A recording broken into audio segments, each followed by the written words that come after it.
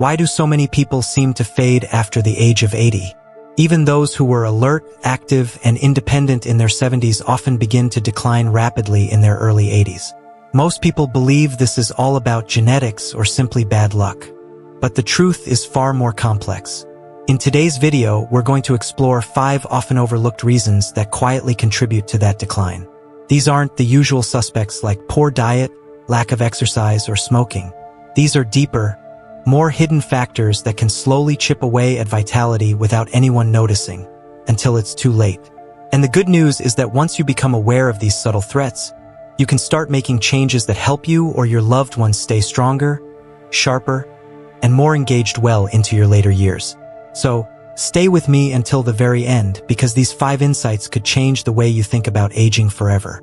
One quiet but powerful factor that accelerates decline after 80 is the loss of what psychologists call micro-interactions.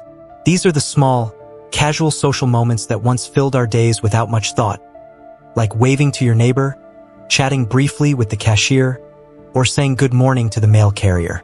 After 80, these small moments often vanish. People stop running their own errands, avoid noisy public places due to hearing issues, or stay inside because of bad weather or unsteady balance. But here's the thing, those little moments matter. They're not just pleasant. They're neurologically and emotionally nourishing. They stimulate the social brain, reduce stress hormones, and give your nervous system a quiet message. You still belong here. One man I knew, Mr. Julian, walked to the same park bench every morning at 7:30. He'd greet the same few dog walkers each day. That 5-minute routine wasn't trivial. It gave his day shape. It made him feel seen. And over time, it helped preserve his sense of purpose. When those micro-interactions disappear, isolation slowly takes their place. And that has consequences. Studies show that even low-level loneliness increases the risk of cognitive decline, depression, and early mortality. So, if you've stopped engaging with the world in small ways, start again. Smile at the barista. Chat with the person next to you in line.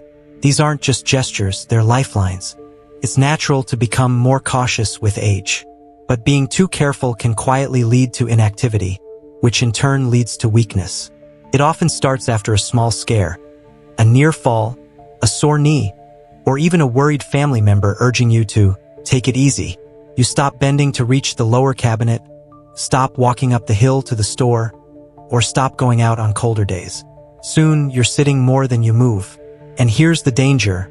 When movement stops, strength doesn't stay the same, it declines. Especially in your core muscles, which are essential for balance, posture, and mobility. When those weaken, walking becomes wobbly, which leads to even less movement. And the cycle continues. I once spoke with a man named Harold, 84, who said something powerful. I didn't stop moving because I got weak. I got weak because I stopped moving. Of course, being safe is important. Use handrails, wear good shoes, clear pathways. But don't let fear dictate your entire lifestyle. Your body needs motion to stay online. Even small, deliberate movement tells your brain and muscles, I'm still here. I still need you. Your body runs on a rhythm, a circadian clock, that controls everything from your sleep cycle to your mood, immune system, and memory. After 80, that internal clock becomes more sensitive to light. But many older adults aren't getting enough natural light during the day and are exposed to too much artificial light at night. This throws the circadian rhythm out of sync. Sleeping during the day, spending too much time indoors, or watching TV late at night may seem harmless, but it can confuse your body about when to be alert and when to rest. Without strong morning light, your brain doesn't get the signal to energize. Without darkness at night, melatonin doesn't release properly. The result?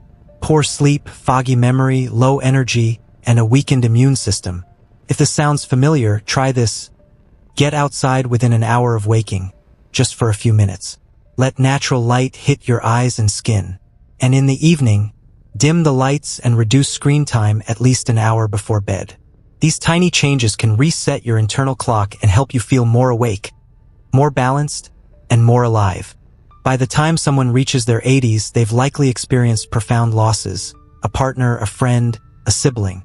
And often, these griefs go unspoken. People may feel like they should be used to it by now or don't want to burden others. so they stay quiet. But the body keeps the score. When grief isn't expressed, it doesn't go away. It lingers in the nervous system. It alters hormones, weakens immunity, and drains vitality. Over time, that unspoken sorrow can show up as fatigue, tension, low appetite, or even illness. What's missing isn't strength, it's release. Healthy aging isn't about avoiding sadness. It's about having outlets for it. A friend, a journal, a support group, a counselor. Any space where emotions can move. Because a heart that's never allowed to feel will slowly shut down. But a heart that's given space to breathe, to cry, to remember, that's a heart that can keep beating with purpose. Perhaps the most silent reason many people fade after 80 is the gradual erosion of daily purpose. Not the big, philosophical kind, but the simple day-to-day kind. Purpose is the reason to get out of bed, to go for a walk, to call someone, to cook a meal. And when that rhythm disappears, so does a certain spark. Maybe the volunteer group stopped meeting. Maybe the grandchildren got older. Maybe there's no more garden to tend. And slowly, the days blend into each other. Life becomes quieter, not in a peaceful way, but in a fading way. But purpose can be rebuilt, can be small. Water a plant, feed a bird, write a note to someone, greet the mail carrier. Anything that creates rhythm and responsibility. The body listens when it knows it's still needed. I once met a woman named Dolores, 89. Her purpose? Every day she called one person just to ask how they were. That was it. But it gave her a role, a reason, a connection. And she glowed because of it. Aging well after 80 isn't just about medication or luck. It's about rhythm, connection, movement, expression, and purpose. These are things you can protect and rebuild even now. If you found this video helpful, please let us know by commenting below with your thoughts. And don't forget to like, subscribe, and turn on notifications so you won't miss our next video. Until then, keep moving, keep connecting, and above all, stay curious. Because aging isn't the end of vitality. It's a new invitation to live more deeply than ever before.